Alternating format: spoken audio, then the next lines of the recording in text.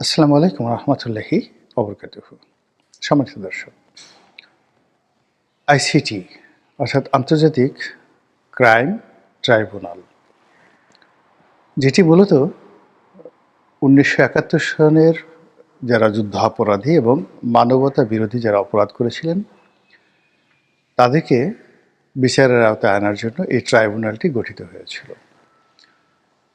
শেখ হাসিনার জমানাতে বা আওয়ামী লীগের জমানাতে এই ট্রাইব্যুনালে জামাত নেতাদের বিচার হয়েছে এবং অনেকে বিএনপি করতেন, বিশেষ করে সালাউদ্দিন কাদের চৌধুরী, কিন্তু যারা মুক্তিযুদ্ধের সময় স্বাধীনতার বিরুদ্ধ পক্ষ ছিলেন বলে আদালতে প্রমাণিত হয়েছে, তাদের ফাঁসি হয়েছে। তো এই বিচার যখন চলছিল আইসিটি কোর্টে, শেখ হাসিনার জমানাতে যখন বিচার চলছিল তখন অনেকগুলো কেলেঙ্কারি হয়। প্রথম কেলেঙ্কারি হলো স্কাইপি কেলেঙ্কারি। সেই স্কাইপি কেলেঙ্কারিতে যেটি স্পষ্ট হয়েছিল যে সরকার খুব তাড়াহুড়ো করছিল এই বিচার ব্যবস্থা সমাধান করার জন্য, এবং বিচারক স্বয়ং বলছিলেন যে সরকার পাগল হয়ে গেছে এই অপরাধীদেরকে বা অভিযুক্তদেরকে ফাঁসি দেওয়ার জন্য। দ্বিতীয়ত হলো যে এখানে বিচারের নামে এমন কিছু অবিচার করা হয়েছে এবং এখানে অনেককে এই বিচারে সাজা দেওয়া হয়েছে সর্বজনের যেটা অভিব্যক্তি যে তারা আসলে অভিযুক্ত ব্যক্তি ছিলেন না বা তারা এই অপরাধের সাথে জড়িত ছিলেন না।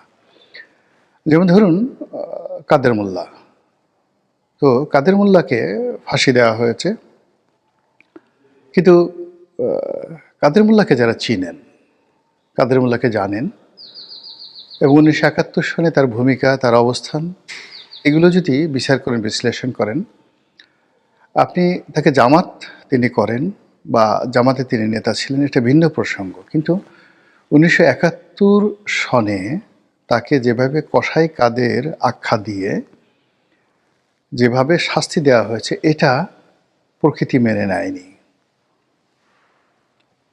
আমরা যারা সাধারণ মানুষ, আমরা মোরললেস আমাদের অবস্থান থেকে তীব্র প্রতিবাদ করেছি। আমি একাধিকবার লিখেছি ওই জমানাতে যে এই কাদের মোল্লা সেই কাদের মোল্লা নন। জেলখানা থেকে বের হয়ে কাদের মোল্লাকে নিয়ে খুব আবেগপ্রবণ একটা লেখা লিখেছিলাম, যেটি সবাইকে কাঁদিয়েছিল। এই কারণ হলো কাদের মোল্লা সাহেবের বাড়ি আমাদের বাড়ি পাশাপাশি, এবং তিনি যে স্কুলে শিক্ষকতা করতেন, বাইশ্বরসী শিব সুন্দরী হাই স্কুল, আমি এই স্কুলের ছাত্র ছিলাম। আমার নিকটাত্মীয় যারা সচিব হয়েছেন তারা অনেকেই কাদের মোল্লার সরাসরি ছাত্র ছিলেন। কাদের মোল্লা আমার শিক্ষক ছিলেন না, কিন্তু তিনি স্বাধীনতার আগে যে ওই স্কুলে যাদেরকে পড়িয়েছেন তারা দেশের বরেণ্য ব্যক্তি। এরপর তিনি ঢাকাতে এসে শিক্ষকতা করেছেন। ঢাকা বিশ্ববিদ্যালয়ের মধ্যে যে একটা স্কুল আছে, উদয়ন স্কুল, সেখানে তিনি শিক্ষকতা করেছেন এবং ওই বিশ্ববিদ্যালয়ের অনেক ছাত্র এবং ছাত্রী এবং শিক্ষক, বর্তমানে যারা শিক্ষক, তারা কাদের মোল্লার ছাত্রী ছিলেন বা ছাত্র ছিলেন। 1973-তে হাজার হাজার মার্ডার করে একজন কসাই কাদেরের পক্ষে ঢাকা বিশ্ববিদ্যালয় ক্যাম্পাসে শিক্ষকতা করা সম্ভব নয়। তিনি ভারপ্রাপ্ত প্রিন্সিপাল ছিলেন বঙ্গবন্ধুর জামানাতে। সেই বিডিআর, এখন যে বাংলাদেশ যে বিজিবি আছে, এই এখানে যে একটা কলেজ আছে রাইফেলস কলেজ, এই কলেজের তিনি ভারপ্রাপ্ত প্রিন্সিপাল ছিলেন বঙ্গবন্ধুর জামানাতে, এবং একই সময় তিনি বঙ্গবন্ধুর জামানাতে ইসলামিক ফাউন্ডেশনে তিনি চাকরি করেছেন। এত বড় একজন রাজাকার রাষ্ট্রের এমন গুরুত্বপূর্ণ জায়গাতে থাকা কি সম্ভব? তিনি দেশে একজন প্রথিতযশা সাংবাদিক ছিলেন এবং কম্বাইন্ড এখনকার সাংবাদিক আর বঙ্গবন্ধুর জমানার সাংবাদিক, এমনকি এরশাদ জমানার 80-র দশকের সাংবাদিক এক নয়। এখনকার প্রেস ক্লাব আর 70-এর দশকের 80-র দশকের প্রেস ক্লাব সম্ভব নয়। সেখানে প্রেস ক্লাবে প্রেসিডেন্ট, প্রধানমন্ত্রী যেতেও সংকোচ বোধ করতেন, ভয় পেতেন, সমীহ করতেন প্রেস ক্লাবের কর্মকর্তাদের। ঠিক সেই সময়টাতে তিনি সাংবাদিকদের সবচেয়ে বড় সংগঠন ফেডারেল সাংবাদিক ইউনিয়ন সেটির ভাইস প্রেসিডেন্ট ছিলেন, প্রেস ক্লাবের মেম্বার ছিলেন। কাজেই তাকে আপনারা ফাঁসিতে লটকিয়েছেন। তার পক্ষে যারা সাক্ষ্য দিতে এসছে তাদেরকে সাক্ষ্য দিতে দেননি। এগুলো দুনিয়াতে সমালোচনা হয়েছে এবং আল্লাহর আরশে এগুলো নিয়ে যাকে বলা হয় কি লেখা হয়েছে একমাত্র আল্লাহ রাব্বুল আলামিন জানেন। কিন্তু প্রকৃতি বিরূপ হয়েছিল। একই কথা বলা যেতে পারে কামরুজ্জামান সম্পর্কে। অত্যন্ত মেধাবী একজন ছাত্র ছিলেন। ছাত্র শিবির করতেন বা ওই সময় ছাত্র শক্তি করতেন। তারপর যাকে বলা হয় জামাত করতেন। কিন্তু জামাতের মধ্যে মোস্ট মডারেট আধুনিক একজন মানুষ ছিলেন। কামরুজ্জামান সাহেব, কাদের মোল্লা সাহেবদের মতো মানুষ যদি জামাতে থাকতেন তাহলে আজকের এই দিনে জামাত যে সকল কাণ্ড ঘটাচ্ছে এটা কোনো দিন হতো না, কখনো হতো না। সেই মানুষগুলোকে মেরে ফেলা হয়েছে। আর যদি দেলোয়ার হোসেন সাঈদী সাহেব থাকতেন তাহলে এই ওয়াজের ময়দানে এই যে সমস্ত আবর্জনা এখন জামাতের নামে ওয়াজ করছে এবং পুরো ইসলামী অঙ্গনকে তোলপাড় করে দিচ্ছে, যেভাবে শিশু বক্তারা ওয়াজের ময়দানে বক্তব্য দিচ্ছে, দেলোয়ার হোসেন সাঈদী সাহেবের মতো মানুষ থাকলে আজকে এই ইসলামিক জগতে যে একটা ব্যালেন্স থাকতো এবং তাকে ওয়াজ করার আগে সবাই সাঈদী সাহেবকে নিজেদের স্ট্যান্ডার্ড মনে করতেন। এখানে আজহারি, কুয়াকাটা, আব্বাসি এগুলোর তৈরি হইতো না, পয়দাই হইতো না। এবং এইগুলোর ফলে এখন দেখেন সেই যাকে বলা হয় মনোয়ার, তারেক মনোয়ার, আব্বাসি, কুয়াকাটা, হাফিজুর রহমান কুয়াকাটা, তারপরে সেই যে শিশু বক্তা, এরপরে সেই যে রাশ্মিকা মান্দানার কথা বলে আরেকজন সেই লোকের নামে বারবার শুধু ভুলে যাই, এখন খুবই বিতর্কিত একজন যে জামাতের নেতা, যে কুষ্টিয়া থেকে যাকে মনোনয়ন দেওয়া হবে। মানে এই সমস্ত বক্তাদের উদ্ভবই হতো না। তো সেই ভদ্রলোককে আমরা মেরে ফেলেছি দেলোয়ার রাজাকার বলে, কিন্তু তিনি দেলোয়ার রাজাকার ছিলেন না। আওয়ামী লীগের লোকজন সাক্ষ্য দিয়েছে, মুক্তিযোদ্ধারা সাক্ষ্য দিয়েছে, মেজর জিয়াউদ্দিনের মতো লোক সাক্ষ্য দিয়েছে, কিন্তু তৎকালীন সরকার সেটা শুনেনি। তখনই বাংলাদেশের অনেক মানুষ বলেছেন যে এই আইসিটি কোর্টে আগামীতে আওয়ামী লীগের বিচার হবে, এই আইসিটি কোর্টে আওয়ামী লীগের বিচার হবে। একদিন তো একুশে টেলিভিশন না, ঠিক যাকে বলা হয় মুনতাসির মামুন, ডক্টর মুনতাসির মামুন, সম্ভবত একাত্তর টেলিভিশনে তিনি বলেছিলেন যে আগামীতে যদি এই কোর্টে, আইসিটি কোর্টে মুক্তিযোদ্ধাদের বিচার হয়, আওয়ামী লীগের বিচার হয় এবং বিচারকের আসনে জামাত বসে থাকে, উকিল যারা হবে, প্রসিকিউটর হবে, তারা যদি জামাত হয় এবং আওয়ামী লীগের লোকজনের যদি মৃত্যুদণ্ড হয়, আমি আশ্চর্য হব না। এই বাংলাদেশের সব সম্ভব। দেখেন তো কীভাবে মিলে গেছে আজকের এই ঘটনা। তো কাজেই প্রকৃতি আছে। অতীতে যারা অপকর্ম করেছে কেউ প্রকৃতির কবল থেকে রেহাই পায়নি, আর বর্তমানে যারা অপকর্ম করছেন তারাও প্রকৃতির কবল থেকে কখনো রেহাই পাবেন না। যেভাবে সেই বলতে গেলে 100 বছর আগে, মানে 100 বছর আগে যারা এই কাজকর্মগুলো করেছেন তারাও সেই প্রকৃতির অভিশাপ থেকে রক্ষা পাননি। তো কাজেই আমি মনে করি যে এই যে আইসিটি গঠন জুলাই আগস্ট বিপ্লবের পরে, এটা অ্যাক্ট অফ গড, এটি অ্যাক্ট অফ গড।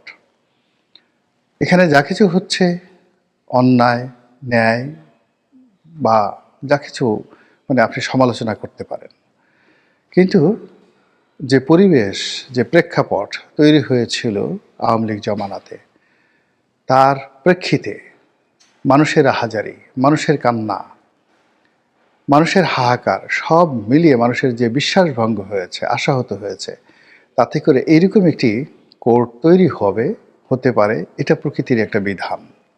আবার এখন এই কোর্ট এই সময়টাতে শেখ হাসিনার বিচারের নামে এই যে যা কিছু করছে, এটা আগামীতে চলমান থাকবে, এতে কোনো সন্দেহ নেই। একজন আসবে মহানায়ক, বা একজনকে আসতে হবে যে কিনা এই জায়গাগুলোকে বন্ধ করে দেবে।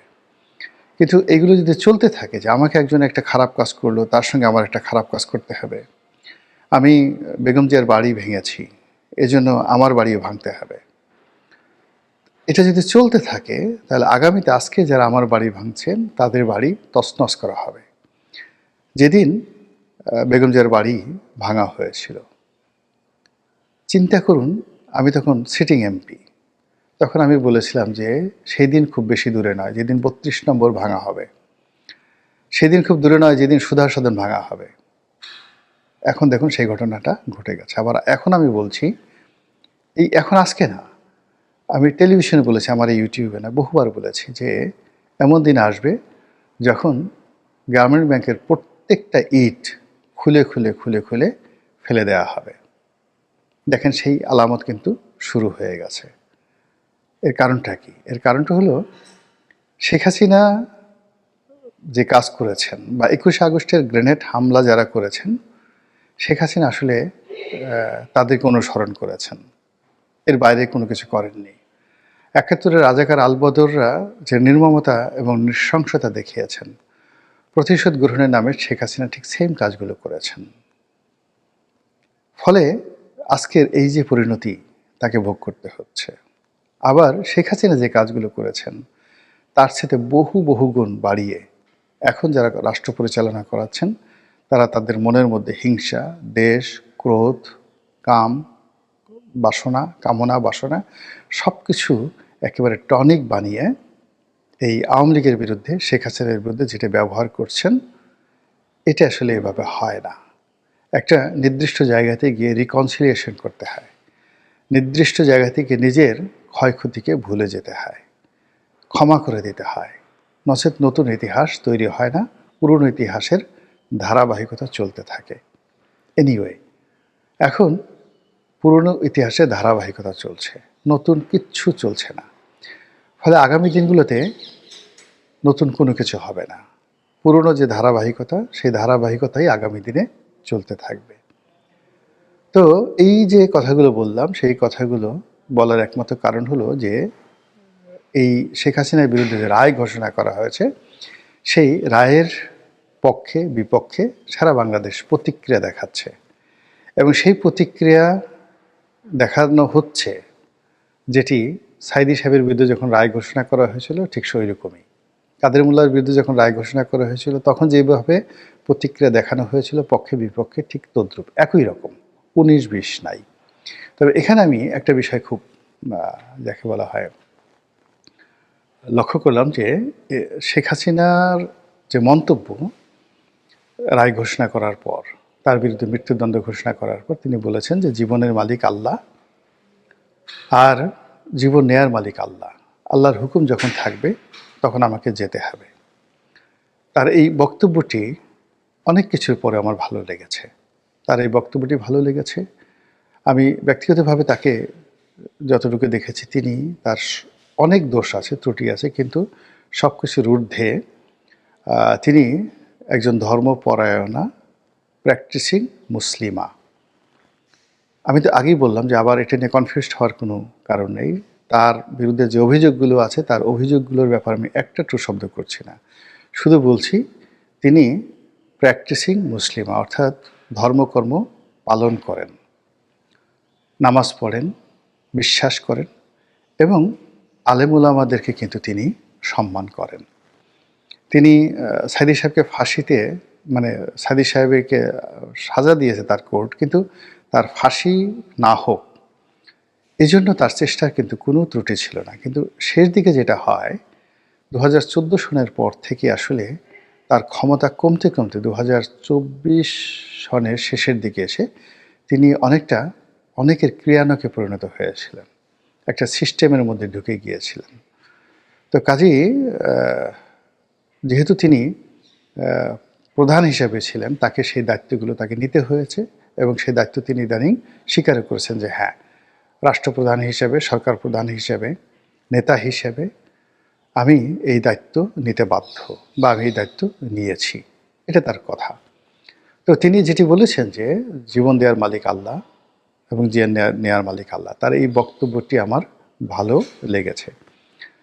এবং সেটি যদি তিনি আসলে বিশ্বাস করেন, সেটি যদি বিশ্বাস করেন এবং সেইভাবে যদি তিনি তার আগামী দিনের বাকি যে জীবনগুলো সেই কর্মপন্থা অবলম্বন করেন এবং যে কথা বলেছেন সেই কথা যদি বিশ্বাস করে তিনি তার মনকে নরম করেন এবং তার যে সকল কর্ম আজ তাকে এই পরিণতির জায়গায় নিয়ে আসছে সেগুলো অনুশোচনা করেন এবং সেখান থেকে বের হয়ে আসার চেষ্টা করেন, বিশ্বাস করেন এই বাংলাদেশে মিরাকেল, খুব দ্রুত মিরাকেল কিছু ঘটে যেতে পারে।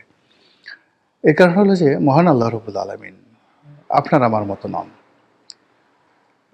মানুষের মতো নন। মানুষের মনোমস্তিষ্ক আল্লাহর দয়ার কথা কল্পনা করতে পারে না, আল্লাহর প্রতিশোধের কথাও কল্পনা করতে পারে না, এবং আল্লাহ কত দ্রুত তার সিদ্ধান্ত পরিবর্তন করতে পারেন কল্পনাও করা যায় না। তো শেখ হাসিনাকে নিয়ে আমার সেই আশঙ্কা যে তার ব্যাপারে যদি হঠাৎ করে আল্লাহর কোনো সিদ্ধান্ত পরিবর্তন হয়ে যায় এবং পরিবর্তন হওয়ার পরে যদি শেখ হাসিনা আবার সে তার সাবেক জায়গায় ফিরে যান, তাহলে এখন যে সর্বনাশগুলো হচ্ছে সেই সর্বনাশের চাইতে আরও বহুগুণ সর্বনাশ আমাদের জন্য অপেক্ষা করছে। আপনারা তো সেই বিখ্যাত কাহিনী জানেন যে একবার মিশরে বৃষ্টি হচ্ছিল না, মানে মিশর রাজ্যে মুসা আলাইহিসসালাম যে অঞ্চলটি যখন বনী ইসরায়েলদের নিয়ে শাসন করছিলেন সেখানে বৃষ্টি হচ্ছিল না। তো বৃষ্টির জন্য দোয়া হলো, সবাই হযরত মুসা আলাইহিস সালামের কাছে বললেন যে আপনি দোয়া করেন, আল্লাহর কাছে সাহায্য চান। তো আল্লাহ রাব্বুল আলামিন উনি জানালেন যে তোমাদের এই মাহফিলে এমন একজন গুনাহগার ব্যক্তি আছে, যতক্ষণ পর্যন্ত এই মাহফিলে এই গুনাহগার ব্যক্তি থাকবে ততক্ষণ পর্যন্ত বৃষ্টি হবে না, তাকে এখান থেকে চলে যেতে বলো। তো এখন সেই কথা হযরত মুসা আলাইহিস সালাম বললেন, বলার পরে এখন সব মানুষ একে অপরের মুখের দিকে তাকানো শুরু করলো, আর সেই গুনাহগার বান্দা আত্মসমর্পণ করলেন, বললেন যে হে আল্লাহ, আমি যদি এখানে উঠে যাই তাহলে সকল মানুষ আমার গুনার কথা জেনে যাবে, আবার আমি যদি না উঠি কেবলমাত্র আমার কারণে এই পুরো জমিন তছনছ হয়ে যাবে। আল্লাহ, আমি তো তোমাকে কোনোদিন ডাকিনি, কোনোদিন তোমাকে বিশ্বাস করিনি, বরং তুমি যে কাজগুলো নিষেধ করেছো সেই কাজগুলো বেশি বেশি করেছি, আর যে কাজগুলো অপছন্দ করো সেই কাজগুলো কখনো বেশি বেশি করেছি, আর যেগুলো পছন্দ করো তা করিনি। অবাধ্যতা এবং নাফরমানি বলতে যা বোঝায় সর্বোচ্চ জিনিস করেছি। কিন্তু আল্লাহ, আজকের এই মাহফিলে আমি তোমার কাছে আত্মসমর্পণ করলাম। আল্লাহ, তুমি আমাকে বেইজ্জতি করো না, আমি তওবা করছি, তুমি আমাকে ইজ্জত রক্ষা করো, আর কোনো দিন আমি এই কাজ করব না। তো এই যে কথা তিনি বললেন, সঙ্গে সঙ্গে আল্লাহ রাব্বুল আলামিনের রহমতের দরিয়ায় ঢেউ লেগে গেল, সঙ্গে সঙ্গে সেখানে বৃষ্টি হলো। হযরত মুসা নবী আশ্চর্য হয়ে গেলেন, উপস্থিত লোকজন আশ্চর্য হয়ে গেলেন, সবাই বললেন এটা কী ধরনের কথা, আল্লাহ কি বললেন, মুসা কি বললেন, সবাই মিলাতে পারল না। তো হযরত মুসা আলাইহিস সালাম আল্লাহকে জিজ্ঞাসা করলেন, হে আল্লাহ, এটা কি হলো? তুমি এইমাত্র বললে যে এই মাহফিলের মধ্যে যে একজন লোক বসে আছে যার কারণে বৃষ্টি হচ্ছে না, আমি তোমার কথা মতো ঘোষণা দিলাম, কিন্তু একটা লোক উঠে গেল না, আর এর মধ্যেই তুমি আবার বৃষ্টি দিয়ে দিলে। তখন আল্লাহ বললেন যে যেই কারণে এতদিন বৃষ্টি বন্ধ ছিল, যে মানুষটির কারণে আজকে এই মুহূর্তে বৃষ্টি হলো, সেই মানুষটির কল্যাণে, সেই মানুষটির কারণে। এই হলো মহান আল্লাহ রাব্বুল আলামিনের কুদরত, তার অপার ক্ষমতা, তার যখন যা ইচ্ছা করার ক্ষমতা। তো কাজেই এই যে শেখ হাসিনার আত্মসমর্পণ, জীবনের মালিক আল্লাহ, মৃত্যুর মালিক আল্লাহ, যখন ডাক আসবে তখন আমাকে যেতেই হবে, এটাতে যদি তিনি স্থির থাকতে পারেন এবং আগামীতে বাকি জীবন তিনি যদি তার কর্মপন্থা এই বক্তব্যের উপর অবিচল রাখতে পারেন, তাহলে হয়তো বাংলাদেশের রাজনীতিতে, অর্থনীতিতে মিরাকেল কিছু ঘটে যেতে পারে। মহান আল্লাহ আমাদের সবাইকে হেদায়েত দান করুন এবং হেফাজত করুন। আসসালামু আলাইকুম ওয়া রাহমাতুল্লাহি ওয়া বারাকাতুহু।